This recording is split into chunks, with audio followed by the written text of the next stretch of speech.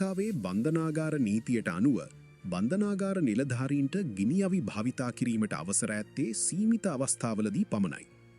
මෙම බලතල 1977 අංක 16 දරන බන්ධනාගාර ආඥාපනතේ 77 වන වගන්තිය යටතේ පැහැදිලිව විග්‍රහ කෙරෙනවා.